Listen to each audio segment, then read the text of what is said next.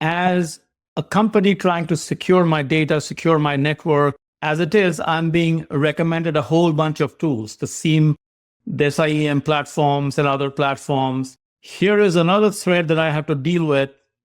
Does that mean that I have to invest in another purpose-specific tool, or is there a combined tool that serves the purpose? All of the tools that exist right now, you look at the OSI 7-layer model, right? The OSI 7-layer model is outdated, 50 years old, right? It was started in the 70s. And of course, it's imperative to make sure that we protect layers 1 through 7. But the tools that have been put in place are exactly that. They're SIEMs or EDR technology. They've gotten really advanced. But what we're talking about is the 8th layer. We're talking about the human element. And it's not what's on my screen, but it's now what I'm being led to believe. People have a tendency to want to trust the person on the other side of the screen just as much as they want to trust the person who's standing right in front of them. And so we've reached a point where you can't trust anything that's on your screen because it's so easy to create and disinformation. And that creation is now publicly available for free. Tools like Deep Live Cam, Expressions, Deep Swap, they're free software that you can put on any computer that's maybe $3,000 or $4,000, has at least 20 frames per second on a video call like this. And so that you can, using OBS, literally convert this stream from my camera feed to being another person. And if you want to do voice only, well, voice only is a sub $1,000 laptop to do voice in real time. So it's the real time communication that is the problem. But more importantly, what we learned is over the last few years of building this platform is that it needs to be multimodal. It needs to be tying in lots of different technologies that people use to communicate in order to provide a comprehensive view. It can't be siloed into just any one solution. You can't invest in a technology that just addresses email or just addresses voice or just addresses video. It needs to be comprehensive. Welcome to the Cybersecurity Readiness Podcast series with Dr. Dave Chatterjee. Dr. Chatterjee is the author of the book Cybersecurity Readiness, a holistic and high-performance approach, a Sage publication. He has been studying cybersecurity for over a decade, authored and edited scholarly papers, delivered talks, conducted webinars and workshops, consulted with companies, and served on a cybersecurity SWAT team with Chief Information Security Officers. His work on proactive cybersecurity has been featured on USA Today. Dr. Chatterjee has been a tenured professor at the Terry College of Business at the University of Georgia. As a Duke University visiting scholar, Dr. Chatterjee teaches in the cybersecurity programs at the Pratt School of Engineering. Hello, everyone. Welcome to the Cybersecurity Readiness Podcast series. I'm your host, Dave Chatterjee. Today, we will be talking about one of the fastest growing threats to digital trust, and that's deepfakes. Reports show deepfake fraud surged 3,000% in the past few years, costing enterprises an average of $500,000 per incident.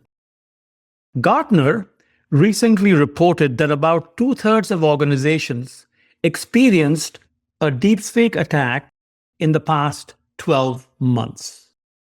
I'm delighted and honored to have with me today Sandy Cronenberg, founder of Netarx, the first platform purpose-built to detect synthetic impersonations across video, voice, and email. Sandy, welcome to the podcast. And I know you'll be shedding a lot of great insights to this discussion. Thanks, Dave. Very much appreciated. Deepfake fraud is really scary stuff. And I don't think people just really understand the magnitude of the problem. And yeah, I'm just happy to talk about how AI can help defeat AI in this problem. That's right. AI versus AI. That's kind of the buzzword these days. But I know we'll go beyond the buzzword. But before we get into this very interesting topic, Sandy, share with listeners some of your professional highlights. What got you to doing what you're doing today? Sure. So I started the systems integration business, 1997, and built that to about 250 folks, 7 offices throughout the Midwest, about $65 million revenue. And when I had started the business, the terms like cloud and MSP didn't even really exist, quite honestly. And so we were doing cloud before we realized what it was that we were doing, and moving more and more of our customers into our own data centers in order to provide a higher availability offering. And just naturally, it just led into more and more security type of solutions. And so after exiting to Logicalis, part of Datatech, a $4 billion, I stayed on as the chief technology officer, and then started a VC firm myself, investing in IT-based businesses, as well as started a cloud compute platform and exited that, as well as private equity.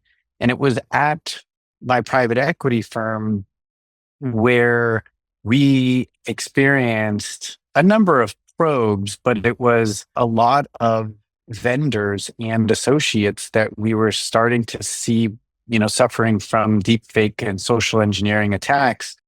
That one, I was sitting across from the gentleman when he had heard there was a $350,000 wire transfer fraud, and I just saw his face just completely drain of every blood, and he was like, and so that evening, I literally started writing the patent that started this journey with NetArcs and our Flurp, which is our product. And since then, I've written a lot more patents and I've gotten and learned way more about just how deep and how scary the problem is. That's phenomenal. Truly delighted to have you on the podcast today. When we were having our planning meeting, I mentioned to you that the timing of this episode is very interesting because I recently published a book on deepfakes. It's titled The Deepfake Conspiracy. And it was meant to raise greater awareness among the masses. This is my second book. The first one was focused on cybersecurity leaders. But the second one, I wanted it to be more broadly read because I totally agree with you that this deepfake is a huge problem. You shared an example of what's happening in the corporate world, how money is getting kind of transferred from one account to another account through deepfake, where people are trusting the people they're seeing on a Zoom online meeting, plus the voice they're hearing. And this particular CFO felt or recognized the CEO instructing him to transfer X amount of money, and he followed through to realize later that basically he fell to a deepfake attack. And this is really concerning because if you take it to the other extreme, where young kids, this teenage girl, I think in the New York area, experienced virtual kidnapping attack, where her mom got this call. It seemed like the daughter was in great threat and she was pleading to be rescued. And then she informed the authorities, and fortunately, everything resolved well. And they found out that it was basically a deep fake attack. The voice was impersonated. They had followed the girl on social media, so they timed the attack around the time when she was supposed to go on this trip. So this particular episode has significant implications, both at the corporate level as well as the individual level. So I think we are covering some very important ground, and your perspective from a technologist standpoint is extremely meaningful, because my next question to you would be, as a company trying to secure my data, secure my network, as it is, I'm being recommended a whole bunch of tools, the SIEM platforms and other platforms. So here is another thread that I have to deal with. Does that mean that I have to invest in another purpose-specific tool, or is there a combined tool that serves the purpose? It's a great question. And quite honestly, all of the tools that exist right now, you look at the OSI 7-layer model, right? The OSI 7-layer model is outdated, 50 years old, right? It was started in the 70s. And of course, it's imperative to make sure that we protect layers 1 through 7. Right. But the tools that have been put in place are exactly that. They're SIEMs or EDR technology. They've gotten really advanced. But what we're talking about is the 8th layer. We're talking about the human element. And it's not what's on my screen, but it's now what I'm being led to believe. And being led to believe, people have a tendency to want to trust the person on the other side of the screen just as much as they want to trust the person who's standing right in front of them. And so we've reached a point where you can't trust anything that's on your screen. And why? Well, because it's so easy to create and disinformation. And that creation is now publicly available for free. So tools like Deep Live Cam, Expressions, Deep Swap, they're free software that you can put on any computer that's maybe $3,000 or $4,000, has at least 20 frames per second resolution, to 20 frames per second on a video call like this. And so that you can, using OBS, literally convert this stream from my camera feed to being another person. And if you want to do voice only, well, voice only is a sub $1,000 laptop to do voice in real time.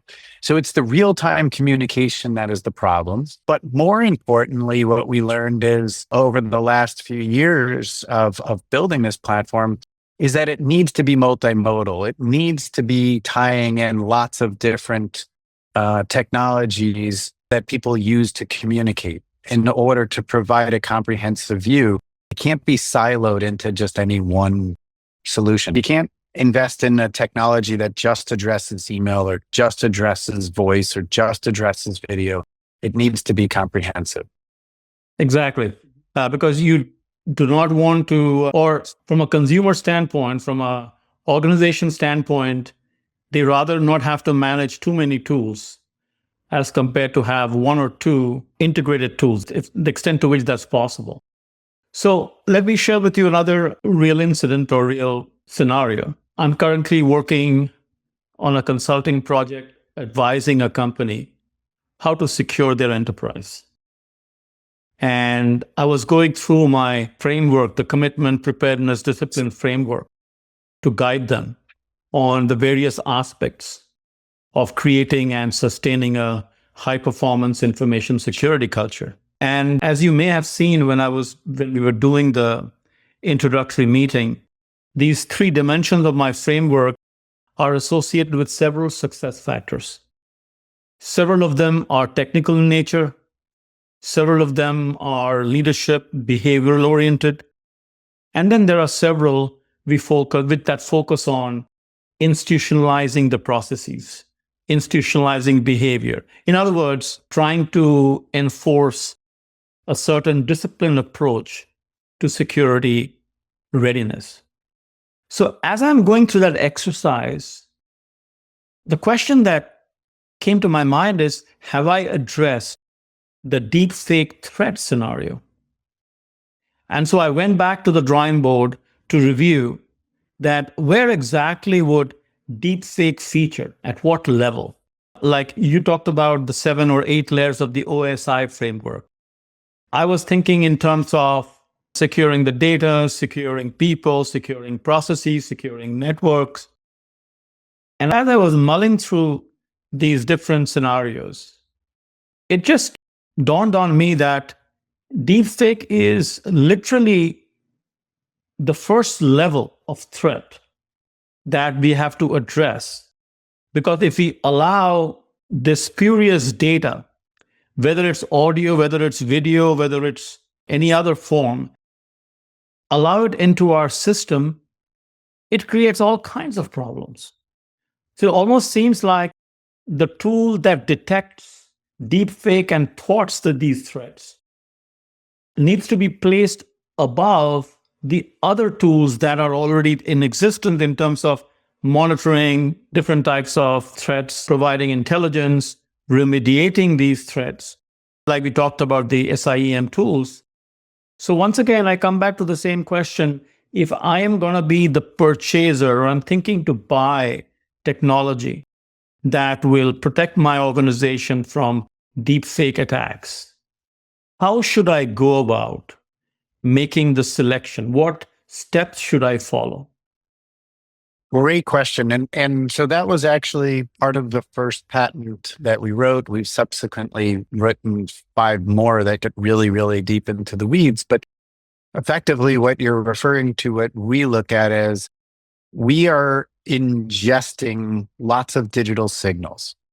And you need to ingest as many digital signals as you can in order to determine someone's veracity and that who they are is who they say they are. So you're familiar with 2-factor authentication. Well, we're now about 50 factors. Actually, it's probably more than that. But instead of calling them factors, in the AI world, we call them features.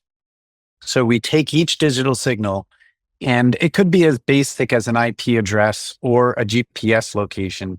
But when we rolled that all up into a more complex behavioral analysis, they become features that are rolled into any number of AI models. And those AI inference models, we have AI inference models for voice, video, email. We have models for third parties. And so we're ingesting those digital signals from a number of third parties now as well. And so all of those go into a voting ensemble. And so there's a couple different types of ensembles.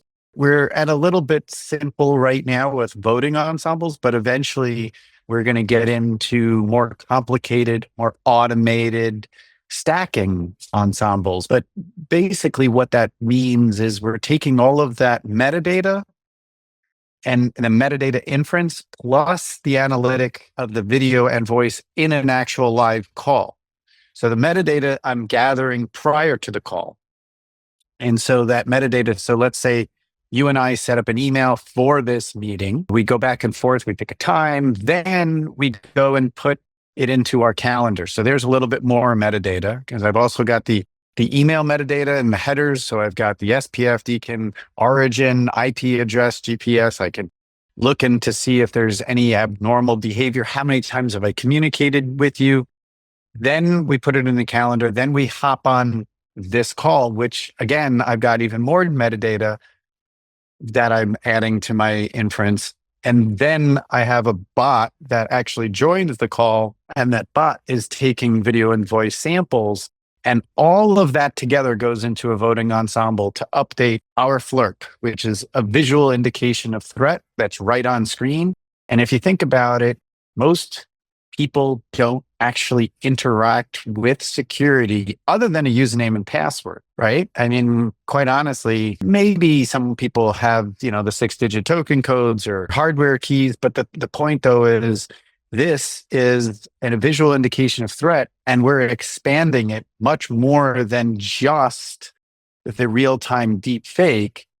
There could be a social engineering attempt. It could be some sort of wire transfer fraud or impersonation or ransomware, malware, all the different forms. But the point though is we're trying to assimilate and organize, but think about the expansion. If I'm using an EDR package or any antivirus, et cetera, when you're on the Zoom or a Teams or a Meet call with a coworker, do you know if their EDR signatures are up to date and it's actually running?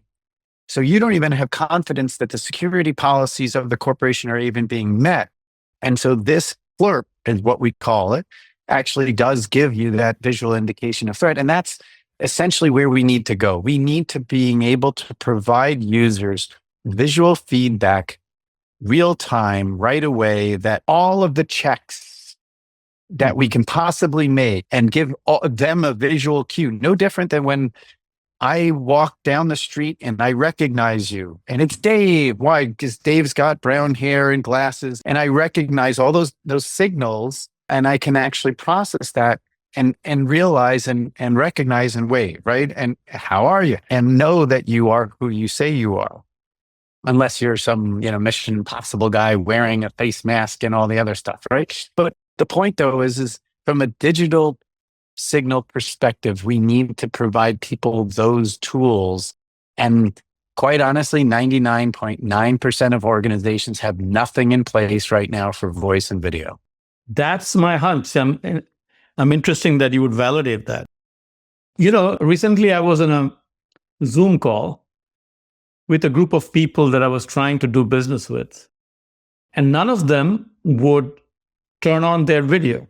And I was talking to a bunch of people, and I'm doing the best I could, but I was not feeling comfortable sharing information with people that I'm not able to see. I think that's a professional call they made, though I don't align with that.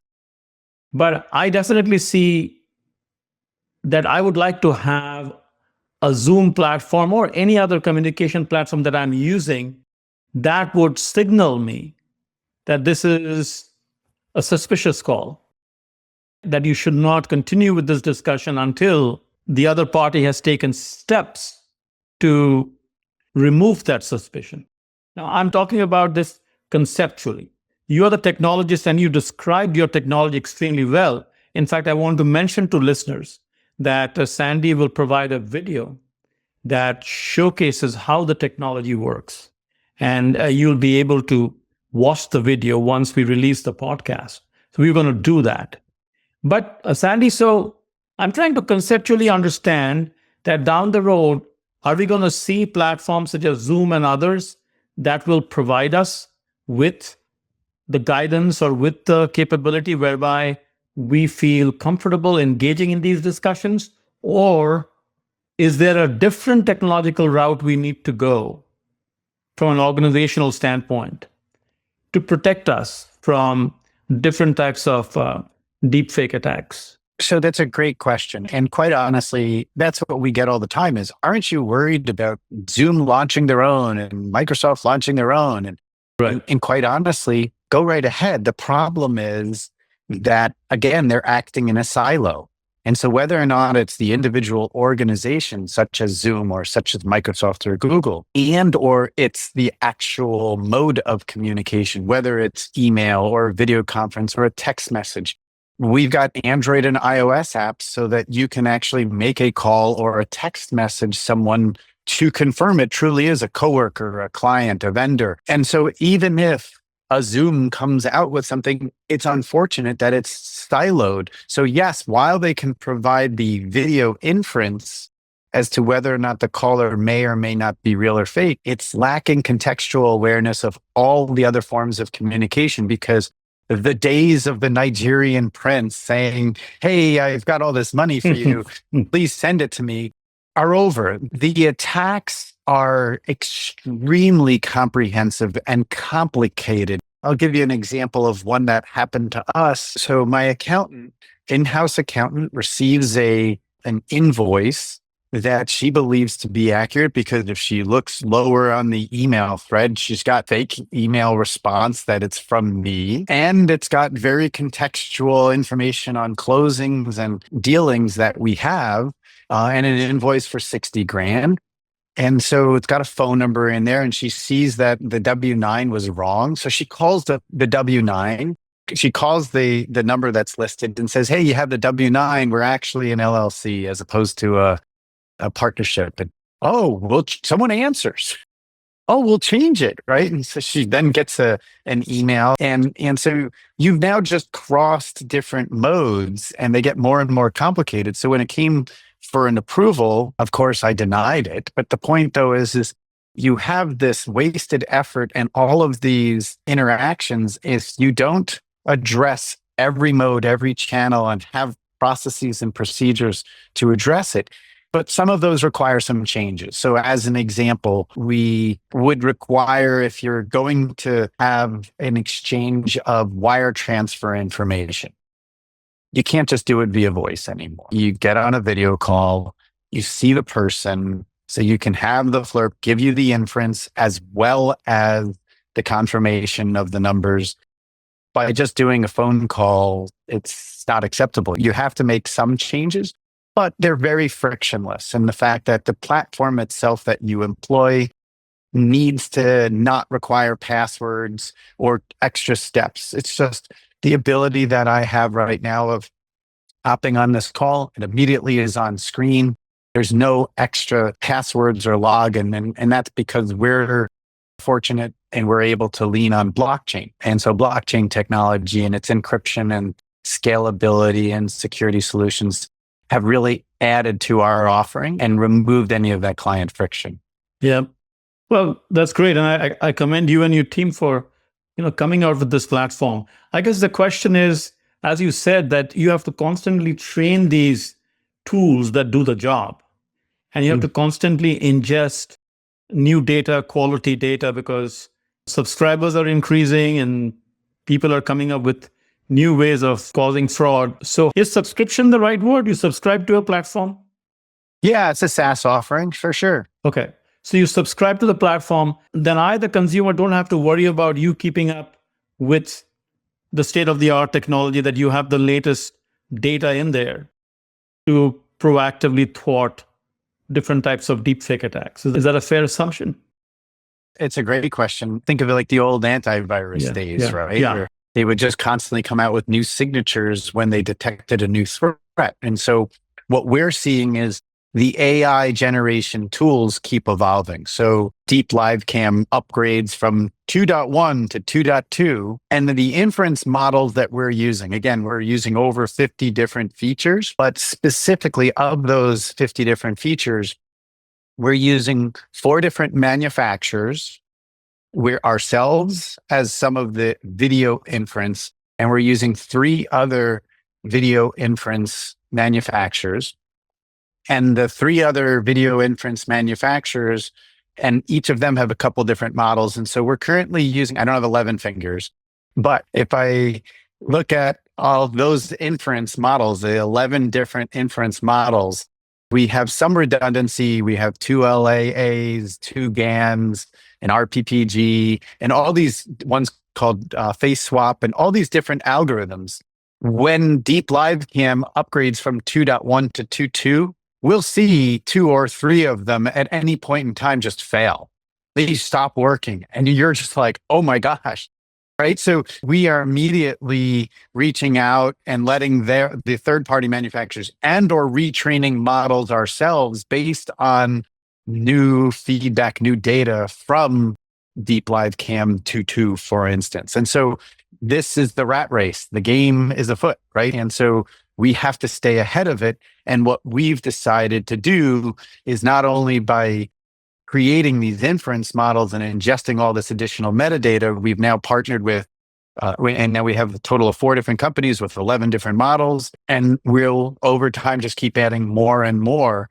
And so we're manually, as part of our voting ensembles, amplifying and or diminishing the results associated with each of those inferences. But over time, we plan on creating an AI lab with which to do that automatically as part of stacking ensembles. And so that gets really complicated, and that's part of our latest patent, but it's a constant race. And so great question. You've hit the nail on the head. It's like, how do you solve for this? And quite honestly, a lot of organizations don't have any good answers. And it took us 2.5 years to find the right answers, but we're there. Very true. And I can see that means many companies are moving in these directions. So that brings up my next question, that what advice do you have for CISOs and other decision makers in terms of filtering through the various offerings and going with the one that will truly serve their purpose? What should be their decision criteria, or what are the factors they should be looking at to determine whether the deepfake solution that is being offered is a good one? That's a great question. And I would first start by saying organizations are slowly changing and realizing that they need people to take ownership of a different role that's not been in most organizations in the past. And that is the trust the trust officer, the trust operations, right?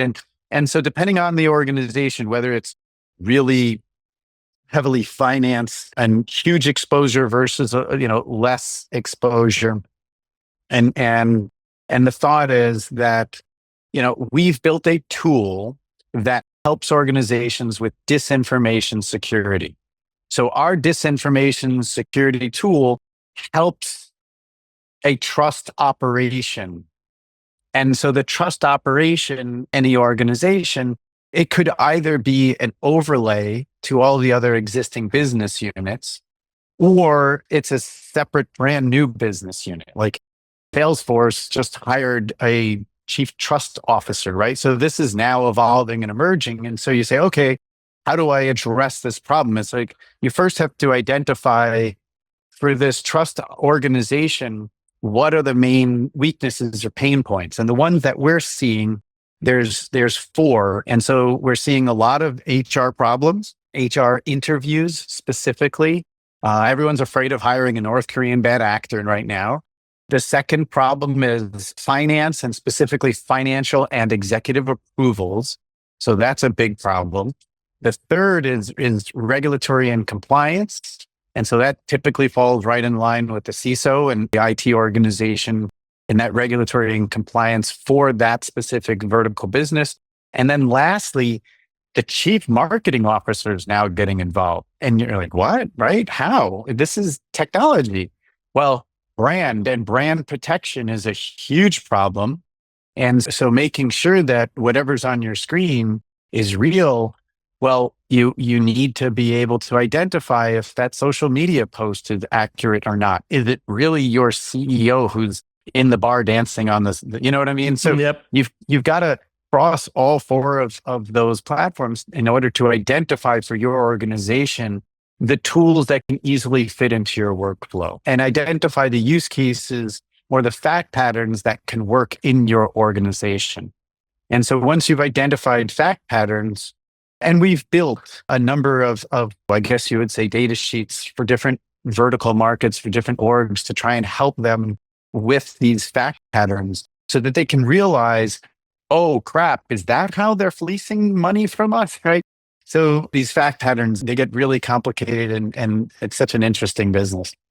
Yeah. I appreciate you sharing the different types of threat scenarios.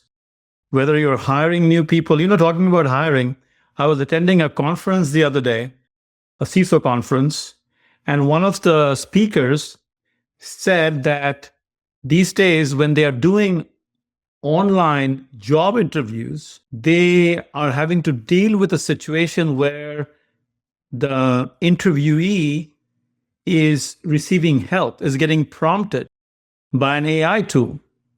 So the answers that are coming out may not be genuine or may not be coming out from that person's mouth. He or she is being prompted, right? So I found it quite intriguing. And I said, that begs the point or the question that we can use tools all we want, but we still want a validation through human intervention. However, there are challenges to that. Scale, geographic locations. There are some practical issues that could prevent companies from doing that. But I know I digress a little bit, but what I'm saying is you give excellent examples of HR-related challenges. You talked about securing the brand, making sure the blog posts reflect the organization, reflect their true values, and they're not being posted by somebody else, and in the process tarnishing the name of the company, and many others. So if I understood you correctly, you are essentially saying to buyers of this technology that have the solutions providers present to you how their solution will protect the organization from these different types of threat scenarios. And then during that discussion, the organization should also be prepared to share with them what are some other threats that they encounter on a day-to-day basis, and how will that tool or solution protect them from or mitigate those risks. Is that a fair understanding? Exactly. You're spot on. And again, it's multimodal. So if we're just focusing and narrowing in on HR, Yeah. well, look, it's a remote workforce world that we now live in more and more and more. And so the expectation is if I'm hiring someone, well, it's typical that it'll occur via video call and Teams Meet, Zoom, WebEx. And so then you get on the call with them. And a year ago, it was sufficient to have someone wave their hand. And that was enough. Why? Well, because the artifacts, if I went like this, it's enough that I would see blonde hair or some different articles that the face swap of the algorithm of the machine running that GPU wouldn't be able to keep up. And so that was then. Unfortunately, if you've got a $4,000 or $5,000 machine, you can generate 30 frames a second and it doesn't work anymore. And so now if you've got an NVIDIA 5090, you can generate 30 frames a second and it's spot on. It's fantastic. So what do? You use disinformation security tools like ours to be able to make it something that's very easy. So again, it's not interfering with your typical workflow of communication and day. You just get on the call that you scheduled like you always do and just have the conversation. And then when you're on the call with them and they send their artifacts, their driver's license, et cetera, you can run those tools on your machine and see if there's been any AI modification of those. So you have two different ways with which you can confirm by looking at the actual documents sent and that real-time communication to help confirm, in addition to all the email and other interactions that you've had, to confirm the location, to confirm all of those trends and to see if it matches. Anything out of place will throw an alert. Anything out of place will send an alarm. And quite honestly, companies like KnowBe4, they are the leaders in security awareness training, for instance. They still hired a North Korean bad actor, right? Like, it doesn't matter how good or disciplined processes and or your organization is, because they are the leaders in security awareness, but it's just training. And so people cannot overcome AI. You need AI to defeat AI. And so you need those tools in place and you need those tools to be really easy and not a lot of training. And in our case, we just decided, make it a traffic light where everyone understands red, yellow, green. Fantastic. And, talking about training, so do I infer that if I implemented a solution such as yours, then I don't have to train my organization as far as deepfake identifying, detecting, thwarting deepfake threat attacks go? No, you always need training, right? So security awareness training, KnowBe4, they should not go away. They're necessary now more than ever. The difference, though, is you would need to enhance that with disinformation security tools. In our case, we have a verification email that's sent to each user as part of our security stack with regards to making sure if you bring online another device and or your laptop, or maybe you lose your phone and you need to get another one, you need to verify. And if you're not in an open enrollment period with your organization, well, then an administrator is going to need to approve that device. But when you receive that a verification email, we have a link that gives a 1-minute training. You just literally watch a 1-minute training and it gives you an understanding. Oh, okay, I get it. This thing is now on the side of my screen. And when a bot joins the call, we brand it now with the corporation's logo. And we brand it with the corporation's logo in order to give their users comfort that this is something that is managed by the company as well. And so we can even get into provenance of that mark and make sure that we've created a complete decentralized identity platform that can ensure that trust. Okay, fair enough. So you said a bot joining the call. So my understanding is if I were to be on a Zoom call or any other kind of call, there's an expectation that there will be that AI tool listening in, making sure that the conversation is genuine and not fake. And the people on the call are genuine and not fake. What about emails? When emails come into my inbox, is there a feature as part of your platform that will proactively detect, which we already have that in the form of spam filters and so on and so forth. But anything more advanced than that? Yeah, that's a great question. So first things first, before we move on from the bot that joins the call is taking a sample, but the sample itself is made an inference of it and then is discarded. Very much like when you go to the airport and the TSA. And so it's not something that's used for training. So you've got to give people assurances that, hey, your privacy is not going to be violated. And we notify people beforehand, but that's an important question is like, okay, so this bot joins the call. And yeah, it's kind of just like Fireflies or Otter or one of these transcriptions. There'll be another bot that's branded with the company that helps provide that assurance that everyone is who they say they are. But when we're talking about email, there's an acknowledgement even by Proofpoint and Mimecast and Abnormal that you can literally expect that there's on any given day, an organization of 100 users. Well, each person receives about 100 emails a day. And so that's about 10,000 emails.